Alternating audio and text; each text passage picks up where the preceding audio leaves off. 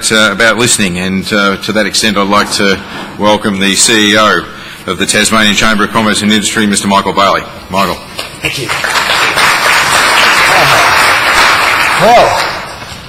Welcome everybody. My name is Michael Bailey. I'm the CEO of the TCCI, and Cameron, thank you so much for waking everybody up. Damn it. I'm a CEO, so I'm not an economist, but I thought what I might do today is to talk about the state of the Tasmanian economy and where it might be heading for skills, and if there is a connection, and to make a couple of comments at the end that might be worth a bit of a discussion anyway. But I thought I'd take us through just a basic skill set, or set of data, I should say, that is compiled by the Bureau of Statistics.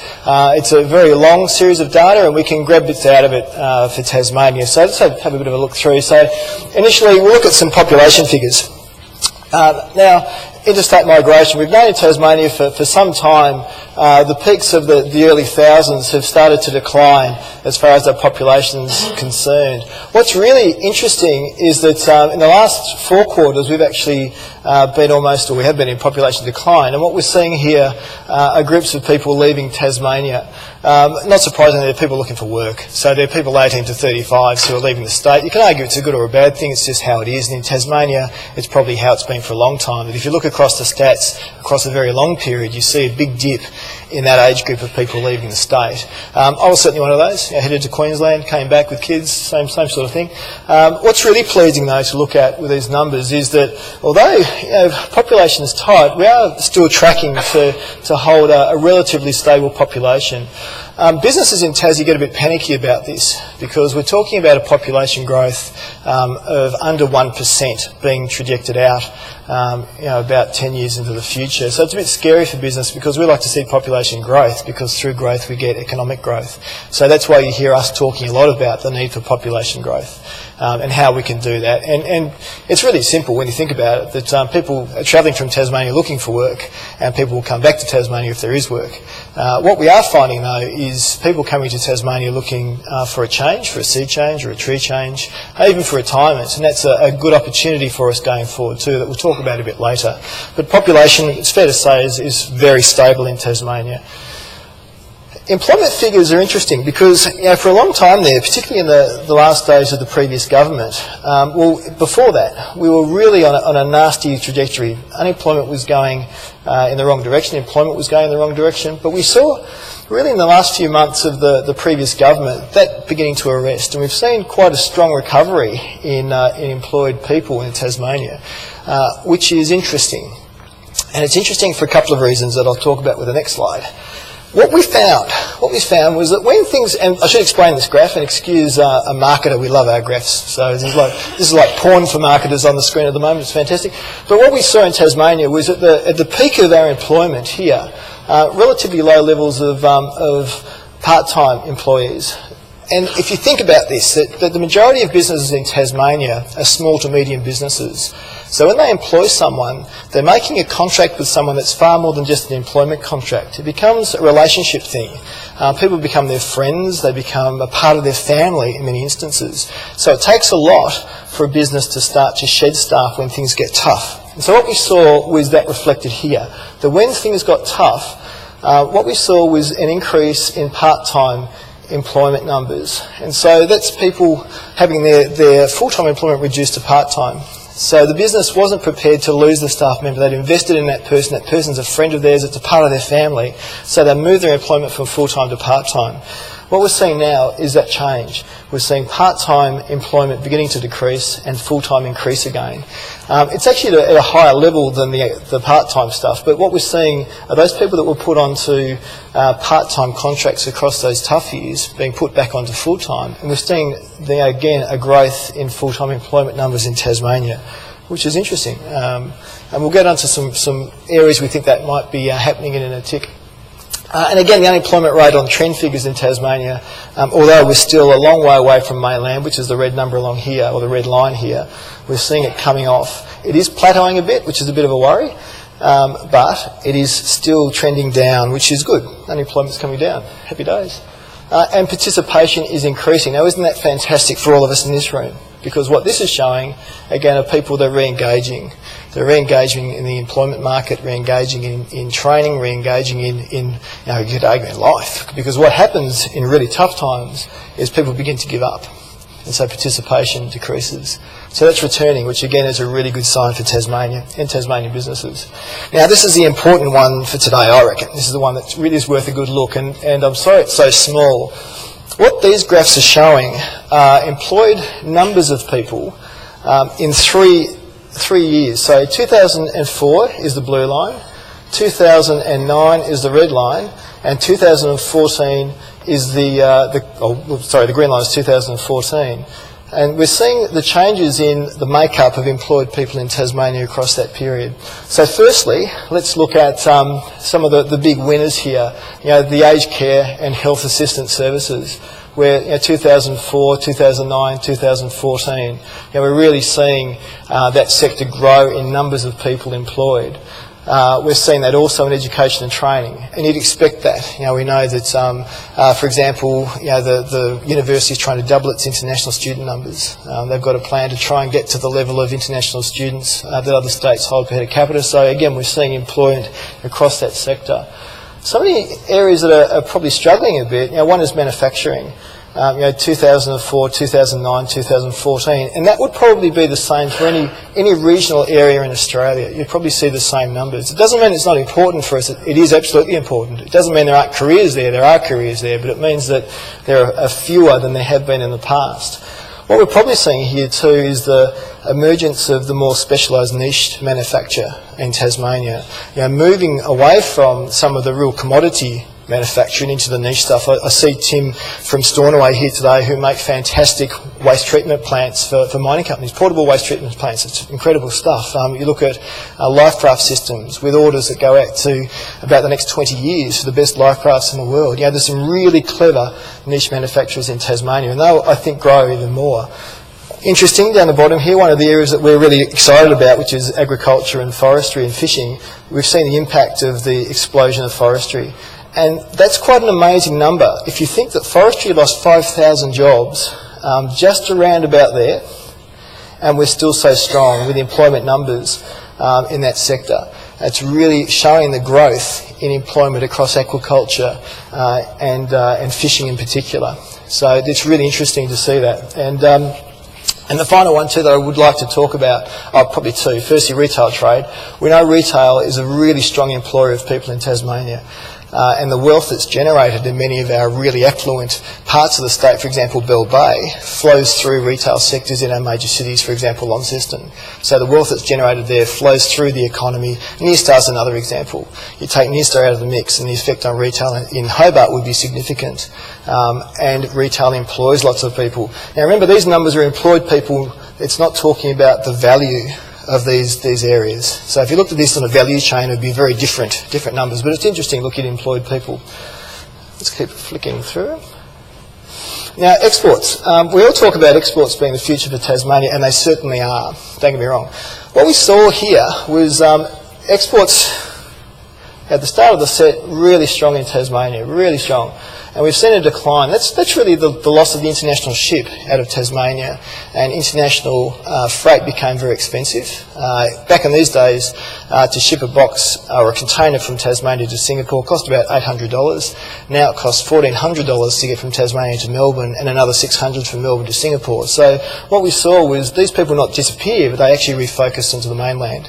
So when you talk to businesses in Tasmania about export, many will say, yes, we export, we send heaps of stuff to Geelong, or we send lots of stuff to Queensland, and for Tasmanian businesses, because they're still having to freight over ocean, they still see that as being export. These are of course international numbers, and we will see that grow again, particularly in the key areas that I'll talk about in a second, about the areas of growth in Tasmania. But really, China in particular, followed by India, followed by Indonesia, will be the future for Tasmanian product, and the future really for our economy, I reckon, in many instances.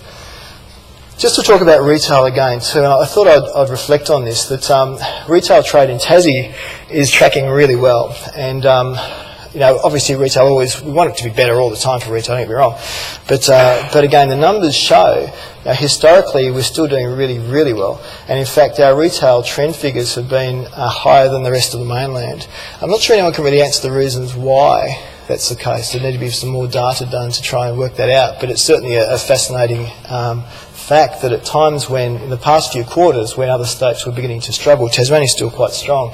Now, those retail sales figures for Tasmania are for businesses in Tasmania, so it doesn't include internet sales from mainland businesses or even international businesses. It will include internet sales for Tasmanian businesses, but it is retail trade from Tasmanian businesses, so it's a very, very interesting and very powerful number for us. Estimated number of visitors in Tasmania. We hear about tourism and how big tourism is, and look, tourism is monstrous and growing in Tasmania and growing as an employer and growing as an economic driver. And what I did here was to look at how sea travel, which is the red line, compares to our air travel, which is the blue line, and then the overall combination of both. And look at the proliferation of the low-cost airlines and the impact on Tasmania of visitation to the state. And TT Line, it's done pretty well. It's kind of bubbling along, where you probably expect it to be. But again, look at the explosion of not international, but of domestic flights into Tassie. And again, that can be really correlated with the growth of the low-cost airlines into the state. Very powerful. The problem with that, though, is that it's really powerful for Launceston and Hobart, but it sucks big time for regions because people tend to come to Tasmania for a short break and don't necessarily travel away from those major cities. So while we hear that tourism's going gangbusters in Hobart, for example, if you talk to people on the East Coast, they're probably pulling their hair out because things are pretty tough. The same as in Launceston. You talk to people there, they're going really well, it's pretty cool. Talk to people in Strawn and things are really tight because, again, we're seeing more people coming in for a short break on a low-cost airline, as you and I would probably do if we lived in Sydney, come down to Tassie for the weekend, see Mona, see a few other things. Not bringing your car down, you're unlikely to drive to Strawn for the weekend. So we need to work out better in Tassie how to move people around when they come here. That's a great challenge of us all, I think. Right. Okay, after all that, and I've only got a few minutes left, my goodness, it's gone fast. Where's the growth happening in Tasmania? And I thought I'd go over these pretty quickly. Aquaculture. Look, it is a shining light for the state. Aquaculture is growing at some stupid number like $1 million a month or something. It's absolutely exploding. It's at a point where our major aquaculture providers can't produce enough to actually maintain the mainland market, let alone look at export. So we need to grow it, and it's growing quickly. Huge opportunities and skills in places like Huonville and Strawn, in the places where aquaculture happens. I suppose what we need to think about is what else hangs off that, what other jobs do people need to do that will support that industry. It's more than just farming fish, it's accountants working in the industry, it's people working on engines in the industry, a whole range of things that we'll need to think about. Agriculture, and this is driven on the back of dairy and driven on the back of Chinese markets. At the moment there are squillions of Chinese buyers in Tasmania looking to buy dairy assets. They're looking to double the amount of cows in the northwest of Tasmania. It's absolutely incredible how quickly that's growing. I was talking to Tas Dairy that have a $72 million plant in Smithan who are looking to double the size of that in the next 5 years. I mean, this is an amazing part of our economy. And links on the back of what we know about Tasmania. We're clean, we're green, we're GE-free, we're all these things that countries like China are really looking for. This will grow, and agriculture generally will grow in Tasmania as a real area of our economy that will be a shining light. Tourism, as we spoke about. Look, people that are as old as me, and Colin, one of my colleagues who's not, I curse you sometimes, but us 40-year-olds, who would have ever thought that Hobart would be in the top 10 cities in the world to visit? Who would have ever thought that Mona, I mean, let's think about it. At some stage, there was a guy sitting in a pub somewhere, probably with a mate, who said, look, I'm going to build the best art gallery in the world, and I'm going to put it into Hobart. And I mean, who would have thought that was even possible? We've got the best art gallery in the world in Hobart. We've got the best 6-star resort in the world in Sapphire on the east coast. We've got a top 10 golf course in the north of the state in Barnbougle. We've got the best beach in the world according to Lonely Planet and the Bay of Fides. I mean, we're in this. I think Purple Patch is underestimating the situation around with tourism. It's extraordinary, absolutely extraordinary, and people are coming. They're not just coming from Australia, from the mainland of Australia, I should say, but they're coming all from international. We've had Yoko Ono, we've had a whole range of pretty impressive people here, and that will continue to grow. But again, we need to work out how we're going to get them here, because you can't whack a 6-star tourist onto a Tiger airline to come into Hobart. We need to work out how that's going to be a better mix for us and how we're going to get people here in a way that they would expect. But my goodness, who would have thought this was possible in Tasmania? Aged care. We do aged care unbelievably well in Tasmania. There's some very clever models being looked at as to the way that aged care can actually be broadened to provide more of a community hospital service. So they're doing a very clever model at Toosie, for example, at Longford, where Toosie provides that medical service for a community. If someone hurts themselves on a farm, they can go to Toosie and get support.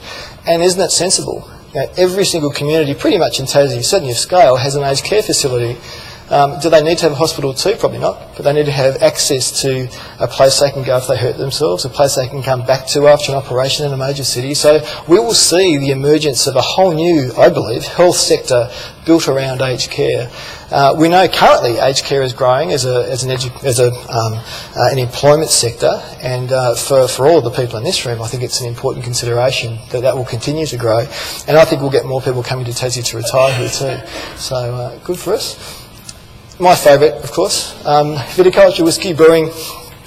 We have the best sparkling in the world. Our ass has never been beaten in a wine show anywhere in the world. Who could have imagined that? A Tasmanian sparkling, winning in Paris. Some of the best whiskies in the world. The Scots are coming here to see how we're doing it. Cider. Who would have seen that coming? My goodness. I mean, it's just growing so fast. And again, linking to those things we're very good at. Clean, green, something different, very, very well done, very niche, very boutique. A great opportunity for us. Education. Again, Peter Rathjen talking about growing Tasmania's international students by twice, doubling the number of international students, and that will just get us to the levels that other states have per head capita. So it's not unrealistic at all. What will that mean for our community? Look at the money that we'll bring in, look at the tourists that will bring to us, because we know the parents of these kids come to visit them at least once a year. What will that mean to our communities? I reckon that's probably the most exciting thing in our economy. Mining and forestry. We can never think about old and new economy. That's absolute rubbish. There is just the economy. Okay? Mining and forestry have a huge place in Tasmania, but they'll be different. It'll be clever forestry. Forestry built around building products that are carbon stores, laminated timber products, cross-laminates, those sorts of things. Because we still need to build stuff. At the end of the day, for our world, we need to build stuff out of wood, because if we build it out of wood, then it's a carbon store. So we need to get... remember too, we're very good at growing trees, we're very good at cutting them down, so we need to focus on a forest industry that's sustainable, and a forest industry that really works on those parts of where the international market's going. It frustrates me that there was a 10-storey building built in Melbourne out of wood products that had to be imported from Europe because nowhere in Australia could get the mass of product that they needed. We can do it here in Tasmania, and we should be doing it here in Tasmania. So we'll be focusing, certainly with the 2CCI, on helping that to happen. Mining, look, we still need phones, we still need planes, we still need houses, we still need stuff that is made out of stuff that comes out of the ground. I'd rather see that done in a first world country than a third world country. So I think, again, mining has a huge future. We know the mines on the northwest coast have at least 100 years of mining there, if not more. For the northwest coast, this will be a game changer. Manufacture.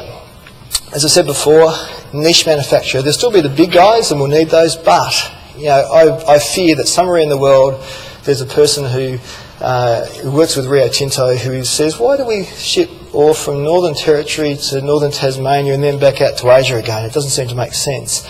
Hopefully we can keep these people here forever, but we need to be smart and diversify quickly in case we can't.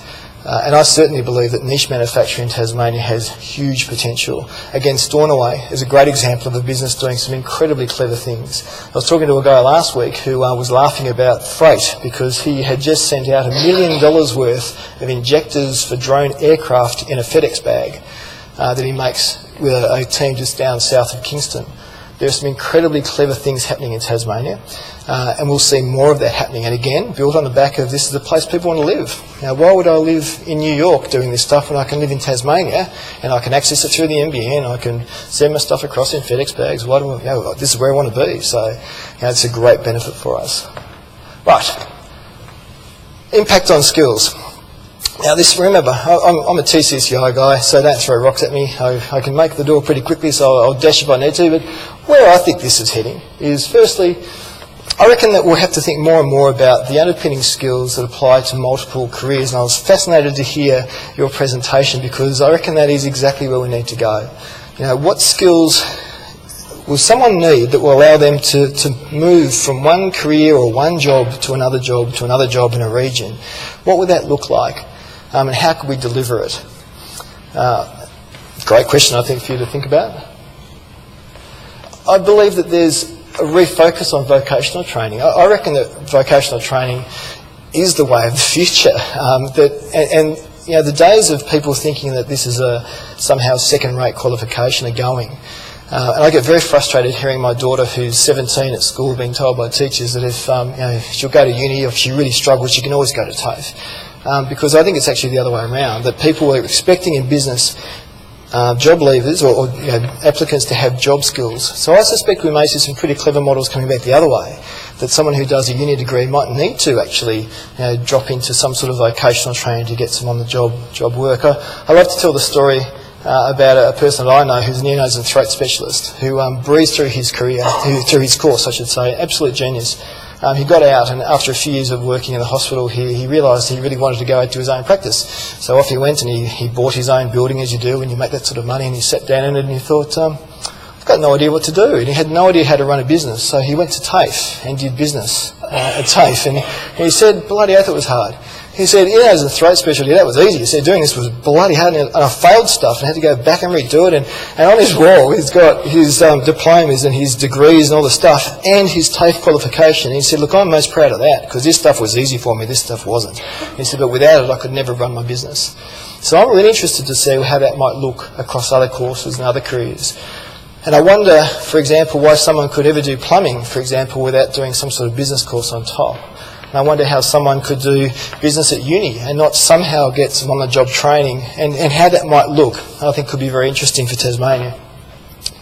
Again, I think there need to be stronger articulation models.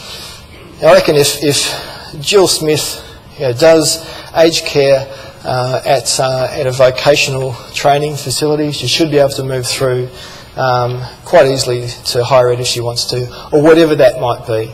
I know there's some really good models in Tasmania. Engineering is a great one. Why any kid would do engineering not in vocation in the future, I have no idea. But anyway, but I think we need to look more broadly at that and how that might work both ways.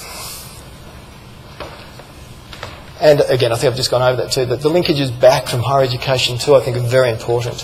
What my members tell me is that they get frustrated with people who come to them who don't understand what it means to do the job that they've been trained for. And they come to them and they have done a degree or whatever it might be, and they really don't get what the job is. And they say, look, it's incredible. They've gone 4 years in a course. They come to me and they've got no idea what the bloody hell they're doing, and they turn out that they hate it, so they move to something else. So I think that's a role of the Chambers of Commerce across the state to help to link in. We do that pretty hard. We have an MOU with Skills Tas, and Chrissy's been terrific to work with. She's very keen to listen to what industry has to say, and we're very happy to provide that input through as well. I reckon we're at a very exciting time in Tasmania. I think our economy is definitely growing and growing in the right places. And I think it's going to be on the back of terrific skills training that will really get the economy moving the way that we want it to move. It's me done. Any questions? Remember, I'm just a CEO. Yes? Michael, Jeff Bader, Group Training Tasmania. The top line up there, underpinning skills that apply to multiple careers. We have a situation, not only in our state but around Australia, where 2 out of every 3 young people who apply for an apprenticeship are unemployable, and they're unemployable because the level of literacy and numeracy is such that they would be a danger to themselves and to others in the workforce. What focus can your organisation, joining with another one I'm interested in, Small Business Council, Group Training, and the rest of us in this room, bring to influencing those people who are responsible for basic skills, including literacy and numeracy, to raise the need to a much higher level than is at present? I know, sadly, Colin Pettit has left us, but maybe there are others in the room who can bring influence to that point. I'm asking for your support. Look, Jeff makes a very good point, and what Jeff says we hear consistently from businesses. That I was speaking to someone from one of the major supermarket chains who was saying that we had 200 people that came through for pre-exams to get jobs with us, and there are only 20 that passed the initial test, and they're horrified with that. We know the data, and you guys know it better than anyone. I think 50% of Tasmanians essentially are functionally illiterate. It is a major barrier for us. The TCCI, we agree completely with you, Jeff, and that it's a key issue for us.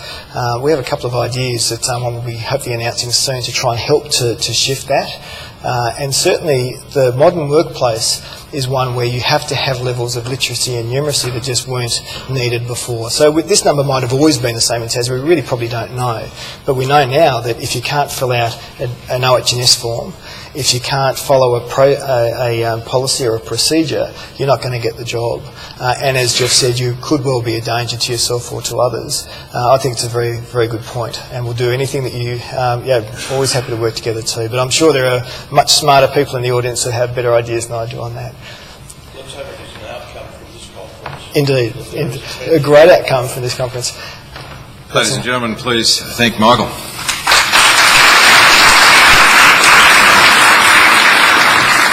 It's interesting, though, to talk about vocational skills for a lifetime and those sorts of things, but for those that in a vocation, whether it be plumbing, electricians and those sorts of people that go through an apprenticeship or a TAFE college or something similar, when they have their skill set, they go out and actually run a business.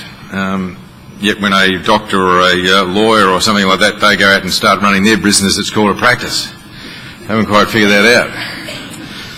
Anyway.